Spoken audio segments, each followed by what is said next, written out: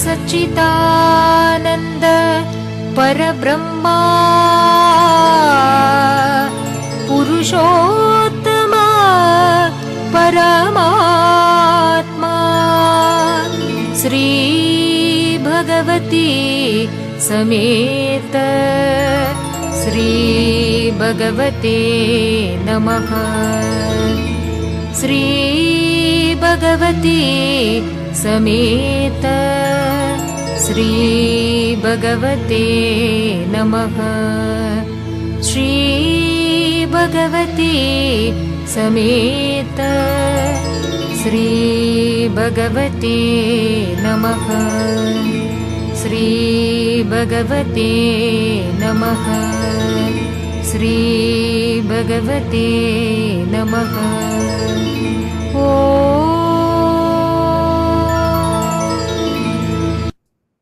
నమస్తే. శ్రీ అమ్మా భగవాన్ శరణం. ఏకత్వం నిర్వహిస్తున్న ముక్తి మోక్ష యాత్ర ఆరోగ్యవరంలో పాల్గొంటున్న అందరికీ మా ఆహ్వానం. గత వారం శ్రీ భగవాన్ తెలిపిన దానిపై ఒక చిన్న సమీక్ష. అన్నమయ కోశాను సరిచేసుకోవటానికి 7 కారకాలపైన వర్కౌట్ చేయాలి అన్నారు శ్రీ భగవాన్. అవి సరైన నిద్ర, సరైన ఆహారం, సరైన నీరు, సరైన వ్యాయామం, సరైన శారీరక శ్రమ, సరైన శరీర భంగిమ, సరైన మందులు. గత వారం మన ఆరోగ్యం కోసం సరైన నిద్ర యొక్క ప్రాముఖ్యతను తెలుసుకొని మనము వైద్యశాల శ్రీ అమ్మా భగవాన్ల నుండి ఆశీర్వాదాన్ని అందుకున్నాము. ఈ వారం మనము 2వ కారకమైన సరైన ఆహారం చూస్తాము. శ్రీ భగవాన్ అంటారు, your body is not your body, care for it, do not abuse it. మీ శరీరం మీది కాదు, సంరక్షించండి, దురుపయోగం చెయ్యకండి అంటున్నారు. చాలామంది ఆశ్చర్యపోతుంటారు, ఏంటిది, నా శరీరం నాది కాదా? అవును, శ్రీ భగవాన్ యొక్క అపూర్వమైన బోధనలను రియలైజ్ అవుతే మన అభిప్రాయంలో మార్పు వచ్చి జీవితంను ఎలా ముందుకు తీసుకెళ్లాలో మరియు అనుభవించాలో తెలుస్తుంది. ఇది నా శరీరం అనే ఒక ఊహలో జీవిస్తున్నాము. శ్రీ భగవాన్ అంటున్నారు, మొదట దేనినైనా నాది అని చెప్తున్నప్పుడు దానిని మనం సృష్టించి ఉండాలి. కాదు అంటే దానిపైన మన కంట్రోల్ ఉండాలి, లేదా దాని వ్యవహారాలను మనం డైరెక్ట్ చేస్తూ ఉండాలి. ఈ నిబంధనలను అన్ని శరీరం పైన అనుసరించటానికి ప్రయత్నించండి. మనం ఫెయిల్ అయిపోతాం. మనం ఈ శరీరాన్ని సృష్టించామా? లేదు. ఈ శరీరము శుక్రకణము మరియు అండము సంయోగం చెందడం వలన జీవకణం అంటే జైగోట్ ఏర్పడుతుంది. తల్లి తినే ఆహారాన్ని తీసుకొని అనేక మార్పులు చెంది పూర్తిగా ఎదిగిన బిడ్డ అవుతుంది ఈ జైగోట్. మన వెంట్రుకలు పెరుగుతున్నాయి, మన గోర్లు పెరుగుతున్నాయి. వీటిపైన మన కంట్రోల్ ఉందా? మన ప్రమేయం లేకుండా గుండె పంప్ చేస్తుంది, శరీర ఉష్ణోగ్రత మెయింటైన్ అవుతుంది, రక్త ప్రసరణ జరిగిపోతుంది. వీటిని సృష్టించే దానిలో కానీ పని చేసేదానిలో కానీ ఎక్కడా మన ప్రమేయం లేదు. అందుకే శ్రీ భగవాన్ అంటారు, you are not your body, మీరు మీ శరీరం కాదు. ఏదైనా మనది అయితే మనకు ఇష్టం వచ్చిన విధంగా చేసుకోవచ్చు. మనది కానప్పుడు, మనకు ఇవ్వబడినప్పుడు జాగ్రత్తగా మనము చూసుకోవటం మన బాధ్యత. ఎలా అంటే మనం అద్దె ఇంట్లో ఉన్నట్లు, అలాగా ఈ శరీరంలో మనం అద్దెకు ఉంటున్నాం. శరీరాన్ని దురుపయోగం చెయ్యకుండా జాగ్రత్తగా చూసుకోవాలి. అయితే మనం ఈ శరీరాన్ని ఏం చేస్తున్నాము? ప్రత్యేకంగా ఆహారము, జీర్ణము, కడుపు విషయంలో ఏం చేస్తున్నామో మనం తెలుసుకోవాలి. మనకు కడుపుతో ఒక దురుపయోగమైనటువంటి సంబంధం ఉంది, అబ్యూజివ్ రిలేషన్షిప్ ఉంది. మీకు తెలుసా, కడుపు శరీరంలో 2వ మెదడులాగా పనిచేస్తుంది. అన్ని శారీరక అనారోగ్యాలకు మరియు మానసిక అనారోగ్యాలకి కూడా ముఖ్య కారణం ఈ కడుపే. భారతీయ ప్రేగు ఆరోగ్య సర్వే లెక్కల ప్రకారంగా 22% భారతదేశంలో పెద్దవాళ్ళు మలబద్ధకంతో బాధపడుతున్నారు. అంతేకాదు కనీసం 20% జనాభా ఇరిటబుల్ బవల్ సిండ్రోమ్ అనే వ్యాధితో బాధపడుతున్నారు. చాలామంది ఎసిడిటీ, గ్యాస్ట్రైటిస్, గుండెల్లో మంట, కడుపు అప్సెట్ అవ్వడం మొదలగున వాటితో బాధపడుతున్నారు.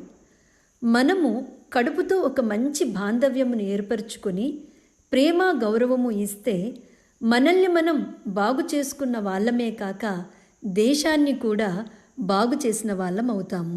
గుర్తుంచుకోండి, బలహీనమైన శరీరాన్ని పెట్టుకొని బలాఢ్యుడు అని పేరు పెట్టుకుంటే అతనికి బలం వచ్చేది కదా.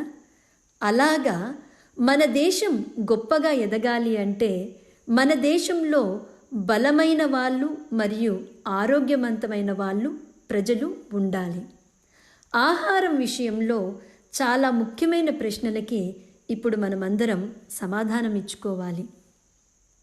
ఎలా తింటున్నాము, ఏమి తింటున్నాము, ఎందుకు తింటున్నాము, ఎప్పుడు తింటున్నాము, ఎలా తింటున్నాము? మనందరికీ మన శరీరము సన్నగా స్లిమ్గా ఉండాలని కోరిక. అందుకు ఏం చేస్తున్నాము? డైట్ అనే పేరుతో కడుపును ఆకలితో ఉంచుతున్నాం.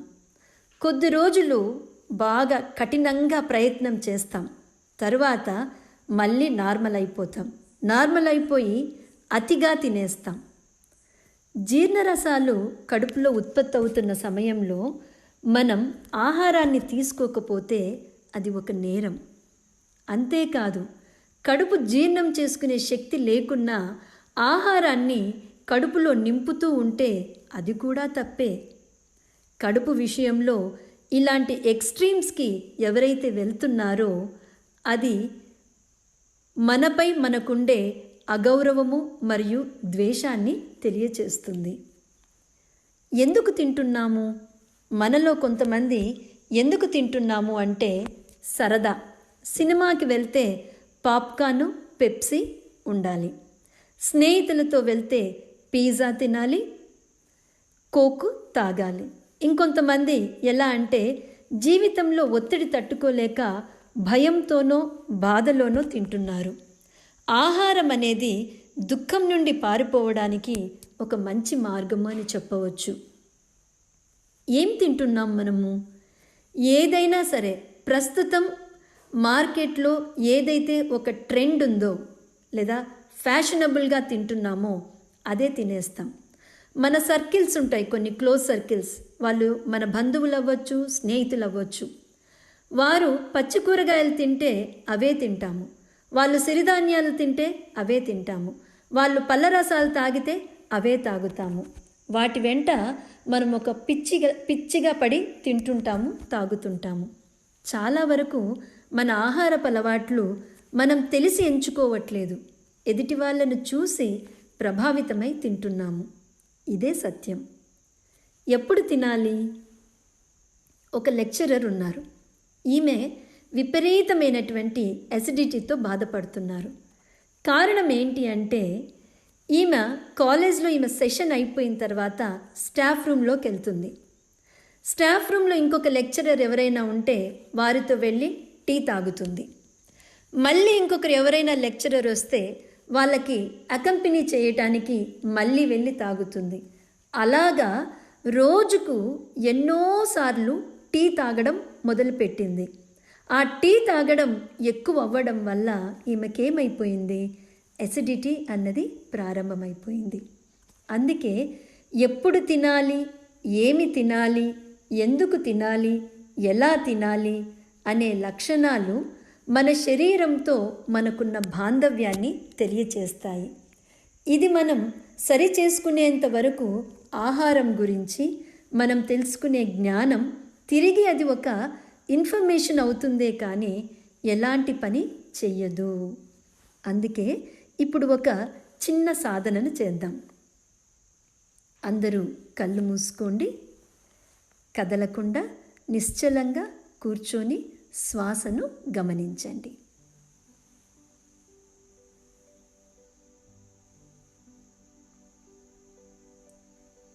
ఇప్పుడు శ్వాసను లోతుగా తీసుకొని నెమ్మదిగా బయటకి వదలండి.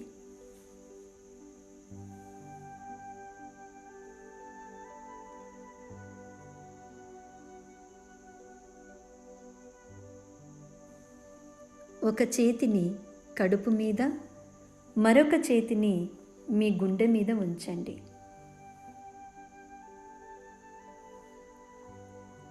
ఇప్పుడు కడుపును ఫీల్ అవ్వండి. ఇన్ని రోజులు ఏమేమి చేశారో గమనించండి. కడుపును కష్టపెట్టారా లేదా కడుపుకు సహాయం చేశారా? అలా చేయటానికి ప్రేరేపించింది ఏంటి?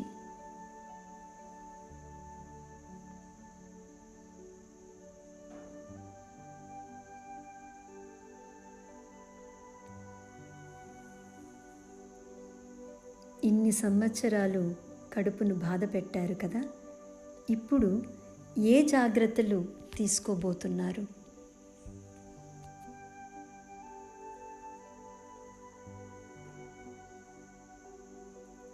ఆ కడుపును ఫీల్ అవుతూ క్షమించమని వేడుకోండి.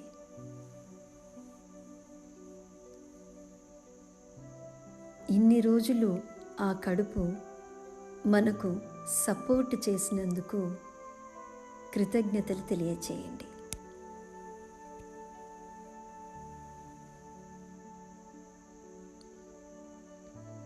నెమ్మదిగా కళ్ళు తెరవండి. ఇప్పుడు ఈ సాధన చేసి తెలుసుకున్న వారి యొక్క ఫీడ్బ్యాక్ని మనము చూద్దాము. ఒక స్త్రీ తనకు ఆకలి అవుతుంది, అయితే సమయానికి ఆమె టిఫిన్ తినదు. ఆ పని చేశాక తింటా, ఈ పని చేశాక తింటా అని అలాగా పని మీద పని పెట్టుకుంటుంది. అలాగా తను టిఫిన్ తినేటువంటి సమయం ఉదయం 10 గంటలు దాటిపోతుంది. దానివల్ల ఆమె మధ్యాహ్నం భోజనం చేసే సమయం కూడా చాలా ఆలస్యం అవుతుంది. దానివల్ల రాత్రి భోజనం చేసే సమయం కూడా చాలా ఆలస్యం అయిపోతుంది. ఇలాగా ఆమె ప్రతిరోజు తను భోజనం చేసేటువంటి సమయాన్ని పోస్ట్పోన్ చేస్తూ పోవడం చూడగలిగింది. దానివల్ల తన శరీరం ఎంత బాధపడిందో గమనించగలిగింది. ఇంకొక స్త్రీ డైట్ బాగా చేస్తుంది, కరెక్ట్గా చేస్తుంది, ఇంట్రెస్ట్గా బాగా చేస్తుంది. ఏదో ఒక కారణం వల్ల ఆమె మూడు మారిపోతుంది, అంటే మూడ్ అప్సెట్ అయిపోతుంది. వెంటనే తనకి ఇష్టం వచ్చినట్లుగా ఎక్కువగా ఏది పడితే అది తినేస్తుంది. దానివల్ల ఆ కడుపు ఎంత సఫర్ అయిందో ఈమె చూడగలిగింది.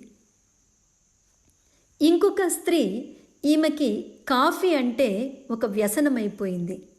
ఎప్పుడూ కాఫీ తాగుతూనే ఉంటుంది. శరీరానికి కాఫీ అవసరం లేకపోయినా ఊరికే ఆ వ్యసనం వల్ల కంటిన్యూగా కాఫీ తాగేది. దానివల్ల ఆమె శరీరం అంతా కూడా ఒకలాగా ఎండిపోయింది. అంతేకాదు, ఆమె నాలుక పైన అనేకమైనటువంటి పుండ్లు ఏర్పడ్డాయి. సో ఈమె చెప్తుంది, నేను అధికంగా కాఫీ తాగడం వల్లనే నాకు ఈ పరిస్థితి వచ్చింది అని. ఇక్కడ కాఫీ మంచిదా చెడ్డదా అని మాట్లాడటం లేదు. ఆమె యొక్క అండర్స్టాండింగ్ చెప్తుంది తన అనుభవంలో. అలాగా మనం ఇప్పుడు సత్యలోకంలో ఉన్నటువంటి అతిశక్తివంతమైనటువంటి వైద్యశాలకు వెళ్ళి అక్కడ శ్రీ అమ్మా భగవాన్ల దగ్గర ప్రార్థన చేస్తాము. మన కడుపుతో మనకు బంధం సరి అవ్వాలని కోరుకుంటాము. దీనివల్ల మనకు శరీరం పట్ల గౌరవము మరియు ప్రేమ కలుగుతుంది. ఇప్పుడు మనము ఆ మొక్కుబడి ప్రార్థన చేస్తాము. మనకు ఈ కడుపుతో సంబంధం సరైపోవాలని అమ్మా భగవాన్కి మనము ఆ మొక్కుబడిని చెల్లించుకుంటామని మొక్కుకుంటాము. ఒక వ్యక్తి లివర్ క్యాన్సర్తో బాధపడుతూ సత్యలోకంలో వైద్యశాల శ్రీ అమ్మా భగవాన్ వద్దకు వచ్చి ఇదే ప్రార్థనను చేసుకున్నాడు. కొద్ది రోజులలో ఆయనకి నయమైపోయింది. అలాగే ఇంకొక స్త్రీ 2 సంవత్సరాల నుంచి ఏమి తినలేదు. ఏది తిన్నా ఈమెకు వాంతి అయిపోతుంది. కారణం జీర్ణం సరిగా అవ్వటం లేదు. వైద్యశాలలో శ్రీ అమ్మా భగవాన్ దగ్గరికి వచ్చి మొక్కుబడి ప్రార్థన చేసింది. వెంటనే ఆమెకు కంప్లీట్గా నయమైపోయి ఇప్పుడు ఆరోగ్యంగా ఉండి మంచిగా తినగలుగుతుంది. జై బోలో వైదేశ్వర శ్రీ అమ్మా భగవానికి జై. ఇప్పుడు మనము వైద్యశాలకు వెళ్ళి అక్కడ వైద్యశాల శ్రీ అమ్మా భగవాన్లకి ప్రార్థన చేస్తాము. ఈ ప్రార్థన 5 నిమిషాల పాటు ఉంటుంది.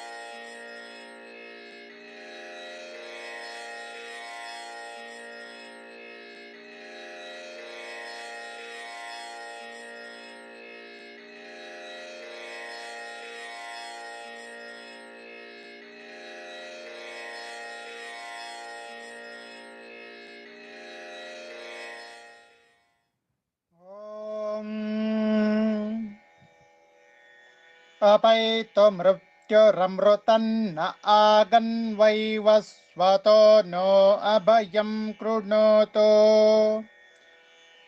पर्णं वनस्पतेरिवाभिनश्यीयतागं रयिः सचतान्नश्यचीपतिः परं मृत्यो अनुपरेहि पन्थां यस्ते स्व इतरो देवयानात् चक्षुष्मते शृण्वते ते ब्रवीमिमान्न प्रजागम्भीरिषो मोत वीरान् वातं प्राणं मनसान्वारभामहे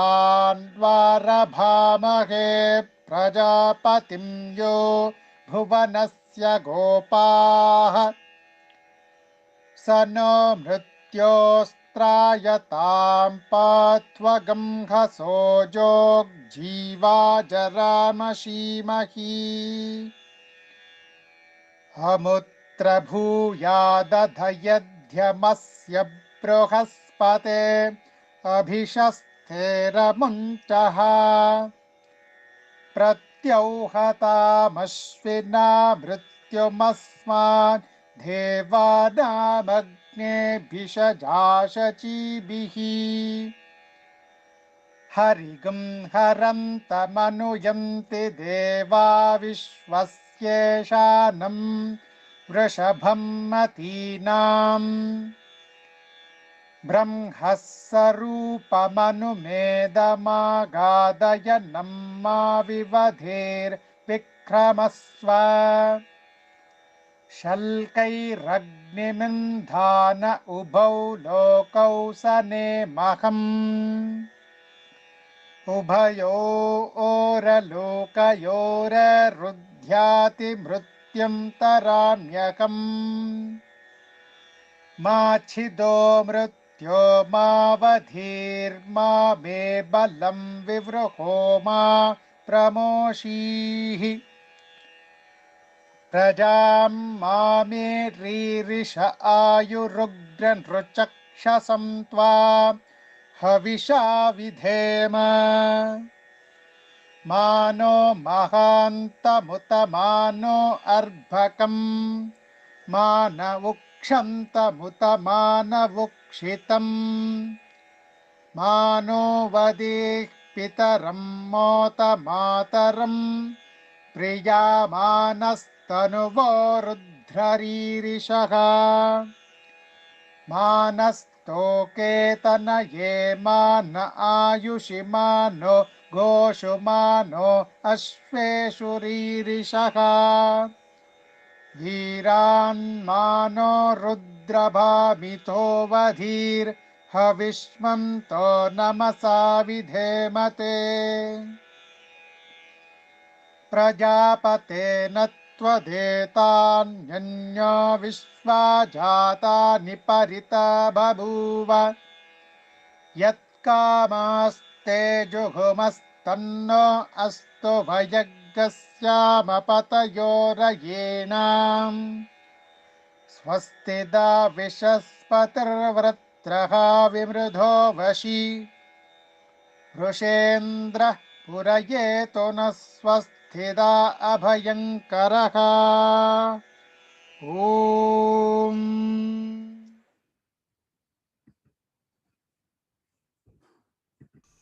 వైదీశ్వర శ్రీ అమ్మా భగవాన్ అనుగృహీతోస్మి. వైదీశ్వర శ్రీ అమ్మా భగవాన్ అనుగృహీతోస్మి. వైదీశ్వర శ్రీ అమ్మా భగవాన్ అనుగృహీతోస్మి. ధన్యవాదాలు శ్రీ అమ్మా భగవాన్. జై బోలో వైదీశ్వర శ్రీ అమ్మా భగవానికి జై. ఈ ఆరోగ్యవరం కార్యక్రమం మన తెలుగు యూట్యూబ్ అమ్మా భగవాన్ ఛానల్లో 24 గంటలు ఉంటుంది. అందరికీ తెలియచేయండి. మరియు మీరు మొక్కిన మొక్కుబడులన్నీ కూడా శ్రీ అమ్మా భగవాన్ ఫౌండేషన్ ఇండియా లింక్ ద్వారా చెల్లించుకోండి. ఇదే సమయానికి రేపు పరిణామవరం ఉంటుంది. ఈ కార్యక్రమం గురించి అందరికీ తెలియచేయండి. మరియు శ్రీ అమ్మా భగవాన్ తెలుగు యూట్యూబ్ ఛానల్ని అందరి చేత సబ్స్క్రైబ్ చేపించి లైక్ చేయించండి. నమస్తే. శ్రీ అమ్మా భగవాన్ శరణం. శ్రీ భగవాన్ నుండి నేరుగా వచ్చే ప్రత్యేక బోధనకై టెలిగ్రామ్ యాప్ని డౌన్లోడ్ చేసుకుని శ్రీ అమ్మా భగవాన్ ఫ్యామిలీ గిఫ్టింగ్ అవేకనింగ్ ఇండియా అనే గ్రూప్లో చేరండి.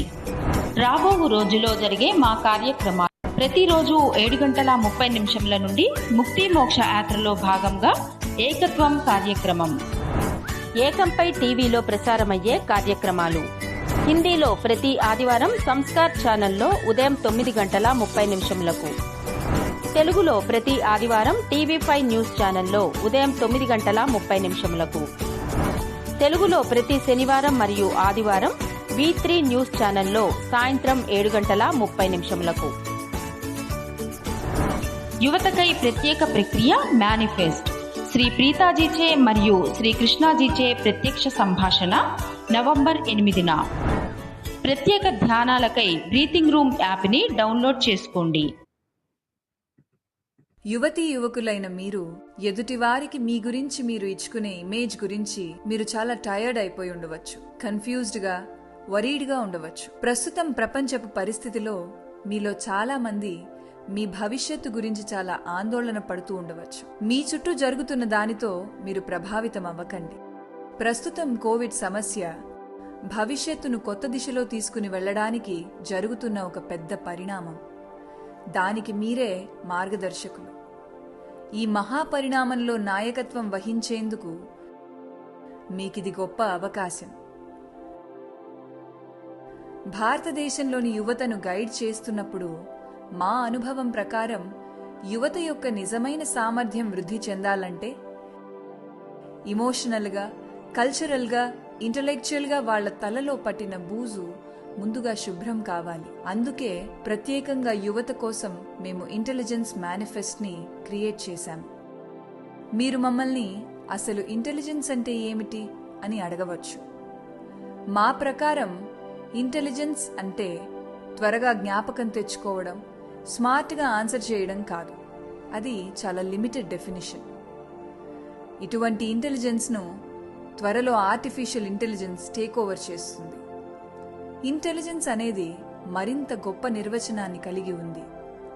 ఇంటెలిజెన్స్ అనేది మా ప్రకారం 3 విధాలు.